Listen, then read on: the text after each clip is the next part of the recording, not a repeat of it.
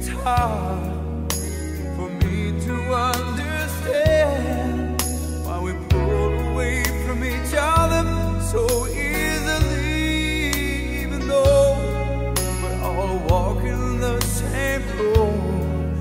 Yet we build dividing walls between our brothers and our selves.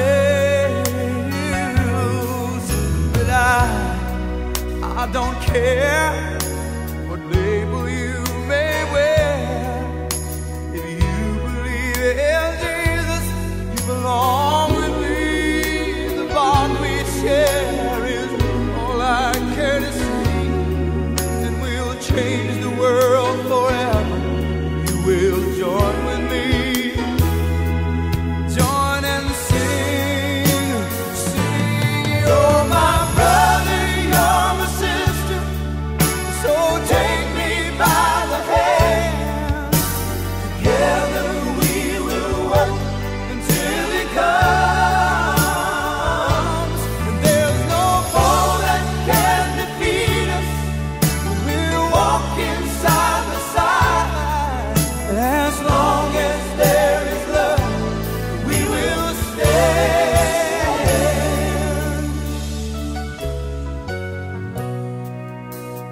The day will come when we will be as one, and with a mighty voice together we will proclaim that Jesus is King. It will echo through the earth, it will shake the nations, and the world will see that you're my brother, you're my sister, so take me by the hand. Together we will work until He comes.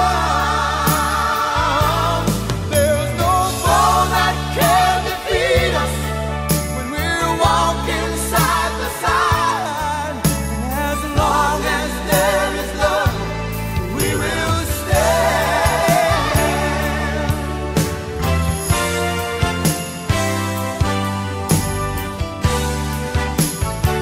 Take me by the hand, join with me, join and sing. You're my brother, you're my sister, so take me by the hand. Together we will work till He comes. There is no foe that can defeat us when we are walking side by side. As long as there is love, as long as there is love, we will stand. You're my brother, you're my sister, so take me by the hand. Take my hand. Together we will work till He comes. There's no foe that can defeat us. We are walking side by side. As long as there is love, we're gonna stand.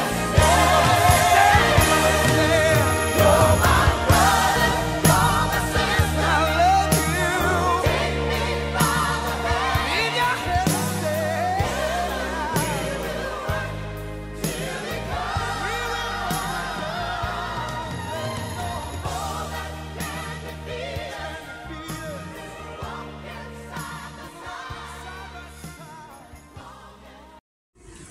Hello po, magandang gabi po sa inyong lahat dyan. At tayo po ay muling napaunlakan para po mag-share po sa inyo ng salita ng Diyos. Pero talagang to God be all the glory. So let us pray. Hallelujah, Panginoon. Patuloy po namin hinihingi, Panginoon, ang inyong gabay, Panginoon, sa amin at sa iyong salita, Panginoon. At pangunahan niyo po, Panginoon, ang mensahe niyo po ngayong gabing ito. At ito po ay tumagos sa aming puso, Panginoon, at upang kami po ay lalo lalong magbago para po sa kaluwalhatian ng inyong pangalan, sa pangalan ni Jesus. Amen. So, praise God, no? Salamat po muli at to God be all the glory na tayo po ay mapaunlakan ulit na makapagsalita po ng salita ng Diyos sa inyo. So, ang topic po natin ay love motivation. Sabihin mo nga doon sa katabi mo, love motivation. So, love motivation sa John chapter 21 verse 15 hanggang 17. So, sabi po dyan, so when they had finished breakfast, Jesus said to Simon Peter, Simon, son of John, do you love me more than this? Others do with total commitment and devotion. And he said to him, Yes, Lord, you know that I love you.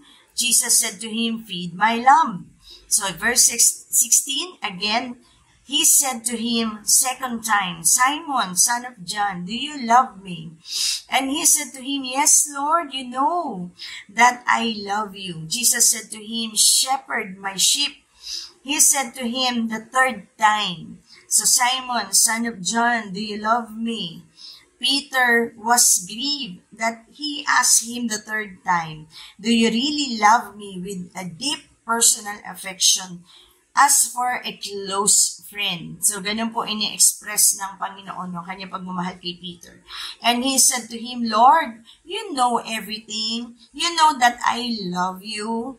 So, Jesus said to him, Feed my sheep. So, alam ko po na dito po sa verse na ito, sa chapter na ito pong part na ito ay alam po natin lahat na sanay po tayo dun po sa na tinanggal ni Lord Jesus Christ yung guilt ni Peter nung 3 beses po niyang tinatwa ang Panginoon. So, pero binigyan po tayo ng panibagong pagkakaintindi about dito po. So, na yung pag-ibig ng Diyos ay nakakapag-motivate. So, kaya po nagtatanungan sila, tinanong ng Panginoong Kristo Peter, do you love me more than this? So, mga ganun po. So, ngayon, ang background po kasi nito ay nangingisda po sila Peter. Actually, mga 7 yung apostles ni Jesus yung naririto po sa sa kwento na ito. So, nung nangingisda po sila Peter, kasama po nung 6, so, wala po silang nahuli. Tapos, muli, pinababa pa ng Panginoon yung kanilang net at yung kanilang pag-angat ay nandun na po yung again, no? So, nagimala ulit ang Panginoon. So, binigyan ulit sila ng maraming isda. Pero, bago po yun, ay gusto ko pong ipakita po sa inyo dito na kung paano po nakita ko si Lord Jesus Christ na mag-disciple. So, in a group and in a personal, na may one-on-one kasi sila ni Peter dito eh. So, tayo po bilang nagde-disciple. Sino na po ba ang may mga din-disciple dyan? So, nawa ngayong gabi ay hindi po kayo magsawa ng kaka-disciple kasi po ang pag-ibig ng Diyos ang nagmo-motivate po sa atin. So, kaya po dito sa pag-uusap nila, actually po, nung sila po ay namamalakaya pa ng isda. So, si Lord Jesus Christ ay meron na pong na-prepare na breakfast. So, meron na pong bread, ganyan. So, tapos pinakuha niya, di ba po si Peter ng 2 isda para po kainin nila. So, pinagsalusaluhan po nila. So, tapos po, makikita niyo dito na si Jesus Christ bilang discipler. So, isang discipler, possible po na tayo po ay mag-prepare ng food for our life group, no po, sa mga dinidisciple po natin. So, talagang laging may pagkain. Kung mapapansin niyo po sa pagbiministeryo ng Panginoong Kristo, ay lagi pong merong pagkain sila, di ba po?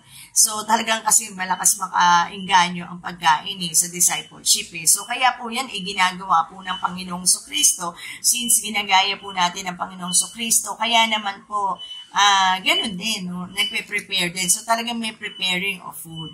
So, after nun, nang sila po ay sabi nga po dito, after they finish breakfast. So, kinausap po ng Panginoong Kristo si Peter.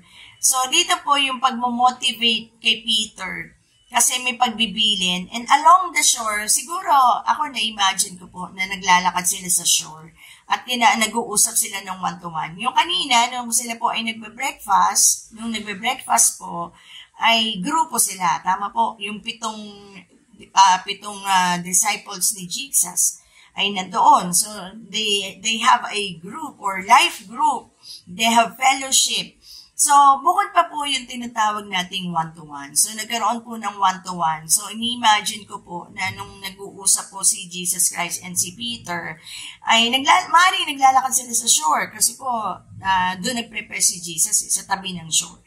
So, siguro tumayo lang, imagination ko lang naman po. No? So, kasi nagkaroon silang ng tingko ng sarilinan na pag-uusap.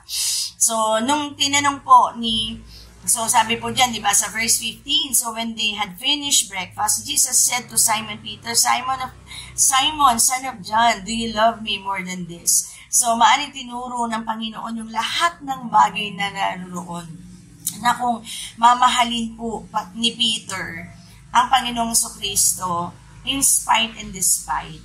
Kumbaga, parang kay meron o wala, kay meron ka mga bagay nito o mas mahal mo ba ang Lord? Higit pa sa mga bagay na tinuro siguro ng Panginoon kung ano man po yung nandoon. So definitely, siguro talagang mga bagay yun na makakapag-compromise ng ating pag-ibig sa Panginoon. Pero si Peter po, ay sabi niya, yes Lord, you know that I love you. Alam niyo po, sa 3 beses po na pagtanong, naniniwala po ako na kasi 'di ba kapag meron po tayong mga nakakausap, meron silang nai-impart o meron tayong nai-impart dun po sa kausap natin. So, dito nakikita ko po na merong impartation of love. Yung kind of love ng agape at saka ng phileo. So, bakit po natin kailangan yan? At bakit po nasabing yung love motivate us sa pagdi-disciple? Kasi po binibilin dito ng Lord na sabi niya, do you love me more than this? Tapos pag sagot ni Peter ay, yes Lord, you know that I love you. Tapos sabi ng Lord, then feed my lamb. Sabi ng Panginoon. So, ibig sabihin, yung commitment and devotion ay naroroon. Kasi po, talagang dito ko nakita ko din dito na kung paano na anong meron ka na dapat sa discipleship. Kasi ang discipleship, hindi lang naman po yan na nakapag one topic ka, okay na kayo, tapos nakapagsalita sila, okay na. So, it is more on commitment and devotion. Bilang mga discipler, bilang mga leader, so gaano po ba natin kamahal ang Panginoong Kristo na yung pagmamahal na yun ay nakakapag-motivate sa atin para magpakain ng mga lamb. So, yung mga lamb na ito, feed my lamb, sabi ng Lord. Ito ay maaari mga baby Christians, na mga bagong mananampalataya sa Panginoon na talaga namang kailangan ng commitment and devotion dahil po hindi madali. Kaya po sinasabing the love of the Lord motivate us para makapagpatuloy, para mapagtiyagaan po natin yung mga baby Christians o mga bagong mananampalataya ng Panginoon. And another thing na pwede pong maging lamb ay yung mga bata. So, alam ko po may children's ministry kayo dyan. Sa mga community outreach po ninyo may mga bata. So, alam nyo na. So, mga pasaway kasi ang mga bata. So, pero alam nyo ba, nag-start po ako dito sa children's ministry, talagang sabi ng Lord, mag-put up nga ng children's ministry dito. That was 2019. Pero, alam niyo ba, hindi ako mahilig sa bata. Sabi ko kay Lord, I pray to God. Lord, sabi ko ngayon, bigyan mo ako ng compassion and passion sa mga batang to kasi hindi ako mahilig sa bata. So, to God be all the glory because of the unconditional love of the Lord. So, natuto po akong mahalin po ang mga batang ito, pagtiyagaan, na kahit makukulit. Alam niyo po ba na nag-iisa lang ako that time, ng 2019. And glory to God, after 2 years, 3 years, ganyan. So, meron na pong tumutulong sa akin. At ngayon po, meron na po tayong tinitrain na magturo. So, at mas na na de-develop po yung kanyang teaching when it comes to sa pagtuturo ng bata. So, napakahalaga po na namomotivate po tayo ng pag-ibig ng Diyos. Kasi kung wala pong pag-ibig ng Diyos, hindi po natin kakayanin at talagang sobrang iigsi po yung pasensya ninyo. So, kaya po napakahalaga ng pag-ibig ng Diyos for us na magkaroon po ng commitment and devotion sa Panginoon at talagang sa pamamagitan po nito ay mai-express din po natin yung pag-ibig natin sa Panginoon na talaga pong tsatsagain natin na magpakain ng mga lamb. So, verse 16, again he said for the second time, tinanong po ng Panginoong Kristo si Simon na anak ni John, no? Sabi, do you love me? So, ito po talaga yung with total commitment and devotion. Kumbaga parang wala na tong urungan, wala na tong ayoko, ang hirap, hindi na po pwedeng gano'n. So, talaga yung total commitment. So, pwede bang tignan mo yung katabi mo? O kaya itaas mong dalawang kamay mo, ipatong mo sa balikat na katabi mo, tanungin mo yung katabi mo. Kamusta naman yung commitment, total commitment mo sa Lord and your total devotion? Ganon. So, ano po bang ibig sabihin ng total commitment and total devotion? So, yan po yung you will spend time, you will spend money, you will spend all talaga sa buhay mo para sa dinidisciple mo. Sabi po dito, di ba? Peter, affection. So, Jesus said to him, shepherd my sheep. Ito yung long term. Kaya po sinasabing total commitment na and total devotion. So, kasi ang shepherding, hindi po yan natatapos. So, hanggang sa huling hininga mo na, mag-shepherding ka pa din. So, kaya po dito makikita din natin yung total commitment and devotion. Parang ganito lang yan din. Are you ready to die para sa mga dinidisciple mo? No? Kaya mo bang ibigay ang buhay mo para sa mga dinidisciple mo na pinagkatiwala sa iyo ng Panginoon? Yung mga kaluluwa na yan, yung mga tao na yan na nasa life group mo, mga kapatid, yan po ba ay kaya mong ibigay ang buhay mo para sa kanila? Yung tipong kahit 10 oras ng gabi, talagang kakatukin ka. Na kahit talagang 20 pesos o 100 na lang yung pera mo, ibibigay mo pa. Na kahit yung isusubo mo na lang, ibibigay mo pa. So yung total commitment and yung total devotion of shepherding the shepherd, the sheep of the Lord, ay talagang kung tayo lang, hindi po natin kakayanin. Kaya nga po, laging sinasabi ng Lord, yung pag-ibig niya, yung makakapag-motivate sa atin. Diba? For God so loved the world that He gave His only begotten Son, that whosoever believe in Him should not perish but have everlasting life. Sobra yung pag-ibig ng Diyos, kaya binigay niya ang kanyang bugtong na anak.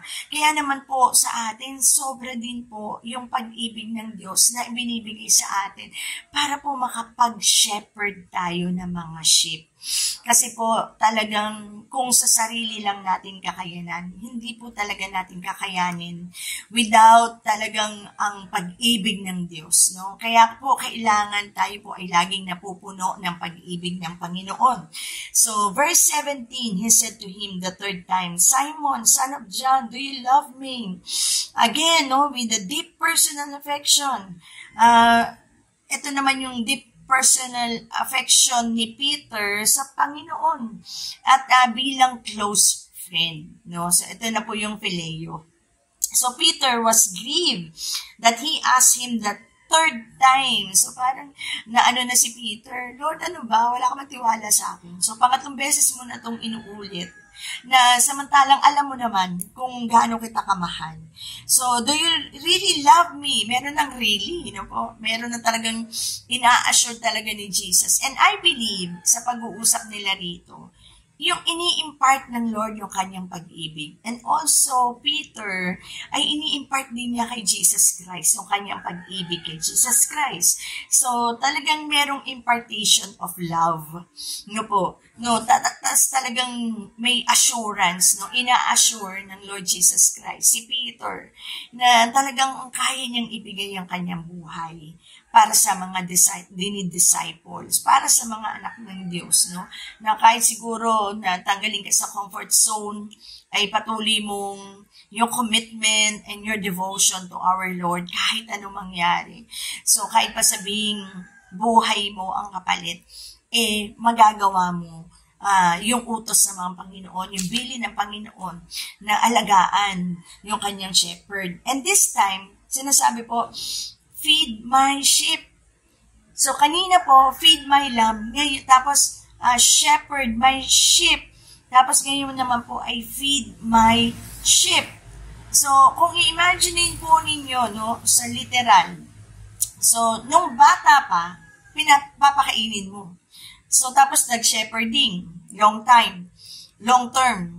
Tapos po, siguro nung tumanda, feed my sheep. No? Naalala ko lang po kapag ang matatanda, nag-uulyanin na, di ba, pinapakain na din. So, yun lang po yung naiisip ko. Pero, siguro, meron pa po kayong ibang kahulugan dito. Pero yun lang po yung naiisip ko. Ibig sabihin po, mula sa pagkabata hanggang sa pinakamatanda o kung tatanda, patuloy po yung pagpapakain, pag-shepherd, at pagpapakain ulit. So, ibig sabihin, non-stop, no? Hindi ka pwedeng huminto, hindi ka pwedeng teka lang, hindi ka pwedeng mag-break. Kasi, talaga yung total commitment and your devotion. At ang nakakapagpatuloy sa atin, kaya po ongoing, at napapasa po ito sa iba't ibang generation, no po, ay yung pag-ibig ng Diyos na nakapag-motivate sa atin para magtuloy-tuloy ang discipleship. So, dito po nakita ko yung discipleship. Yung si Lord Jesus Christ na bilang discipler, at sila Peter, at saka yung yung 6 na kasama po niya, ay yung discipleship, no? Yung discipler si Jesus, tapos yung disciple niya yung sila Peter, at yung 6 po na kasama pa niya. So, ini-impart talaga yung pag-ibig ng Panginoon at yung pagbibili ng Panginoong Kristo na feed my lamb, shepherd my sheep, and feed my sheep. So, ibig sabihin talagang tuloy-tuloy. So, talagang kinokondisyon din ng pag-ibig ng Panginoong Kristo. Yung isip, yung utak, damdamin mo po as a whole being, yung pagdi-disciple nila Peter and for the rest of the disciples. So, yun po, no? So, talagang, kaya po, ito po yung naitabi ko sa inyo, no? Huwag po kayong magsasawa na kayo po ay humayo. Di ba po, sabi ng Lord, go and make disciples. Matthew 28, no? 19:20, no? Go and make disciples and teach them, baptizing them in the name of the Father, of the Son, and the Holy Spirit, no? Ano pa po yung pangako ng Panginoon doon? I will be with you to the ends of the age, no po? Talagang sasamahan po tayo ng Panginoon. So, may mga pagbibilin po ang Panginoon na feed my lamb, shepherd my sheep, and then feed my sheep. So, nandyan po yan. So, pag sinabing, saan ba tayo kukuha ng ipapakain? So, ang ipapakain po natin ay hindi lamang po pang physical food, kundi yung pang spiritual na food, and which is the Word of God. Kaya po napakahalaga na tayo po ay napupuno ng pag-ibig ng Diyos, napupuno ng presensya ng Panginoon, nananalangin, lagi po nating ipinagdarasal ang mga dinidisciple po natin, kahit matigas ang ulo nila. Besides, we are not the Savior, we are not God. So, ano lang ba yung part natin? Our part is to do the will of God. Gawin po yung mga bili ng Panginoon na feed my lamb, shepherd my sheep, and feed my sheep. So, doon po ay talagang hindi naman tayo pababayaan ng Panginoon. God will provide everything that we need. We need our strength. We need sa emotionally, mentally, physically, and even the wisdom na ibibigay po sa atin ng Lord kung ano po yung ipapakain natin sa kanila spiritually.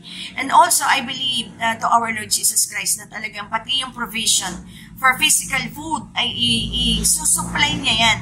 At ang mahalaga po ay tayo na laging nagpapamotivate sa pag-ibig ng Diyos para po magtuloy-tuloy ang discipleship. At maipapasa din po natin na kung gaano po nare-receive natin ang pag-ibig ng Diyos, so ganun din po na ipapasa natin sa kanila. So ang pagdi-disciple, nandiyan po ang pag-ibig, nandiyan po ang total commitment, nandiyan po ang total devotion, and are you willing to die for your disciple? So katulad ng ginawa ng Panginoong Kristo, namatay siya para sa atin. Kaya dapat ganun din po tayo para sa kanila. para sa mga didi-disciple natin, para sa community outreach na ating kinalulugaran, no? Na talagang mamahalin natin sila because of the love of the Lord who motivate us. Hallelujah, praise God. And dalangin ko po na kayo po ay magpalakas sa pag-ibig ng Diyos. Lagi po kayong magpa-consume ng pag-ibig ng Diyos sa pamamagitan also ng kanyang presensya at ng kanyang salita ng Panginoon. Salamat po, and Lord, we pray Jesus Christ. Panginoon, na marami pong salamat, Panginoon, maigsiman, Panginoon, ang salitang ito, pero Lord God, tumatagos sa aming puso. Na Lord, hindi lang po namin nakikita na kung paano mo po tinanggal yung guilt, Panginoon, ni Peter, no, kanyang tinatwa kanya ng 3 beses. But Lord, most especially, Lord, that we saw your love, Panginoon, na yung pag-ibig mo, yung nakapag-motivate kay Peter, Panginoon, na to feed the lamb, shepherd the sheep, and Panginoon, feed the sheep, O Lord Jesus Christ. Panginoon, sa amin, Panginoon, kulang kami. Pero Lord, sabi mo sa iyong salita, I can do all things through Christ Jesus who strengthened us. Your love strengthened us. Your worship, we worship you, Lord Jesus Christ, in your presence. Your Holy Spirit strengthen us. And I know, God, Lord Jesus Christ, that you will supply everything that we need when we feed the lamb, when we shepherd the sheep, and when we feed the sheep, Lord God, in the name of Jesus. Panginoon, patuloy ka po, Panginoon, na magbuhos ng iyong unconditional love, Panginoon, sa lahat po ng nakikinig, Panginoon, ngayong gabi ito, Panginoon. And Lord, pouring out your holy presence, your Holy Spirit, Lord, your anointing, Lord, be upon them in the name of Jesus. And so, God, they will go and make disciples, Panginoon, and we will obey you, God, in all the things. And Lord, during discipleship, ibaba mo yung wisdom mo, ibaba mo po yung strategies mo, Panginoon. Lord, ibaba niyo po, Panginoon, yung, lalo na po yung discerning spirit and relational and intentional.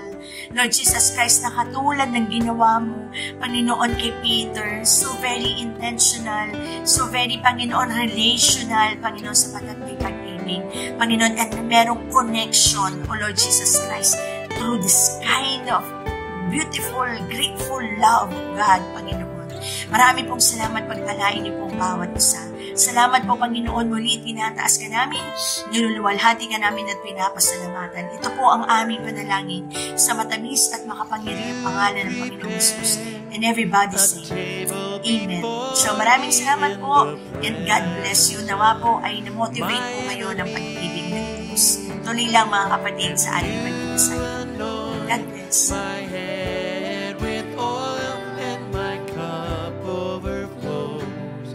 My cup overflows with your love, with your love. Jesus, my shepherd and only provide.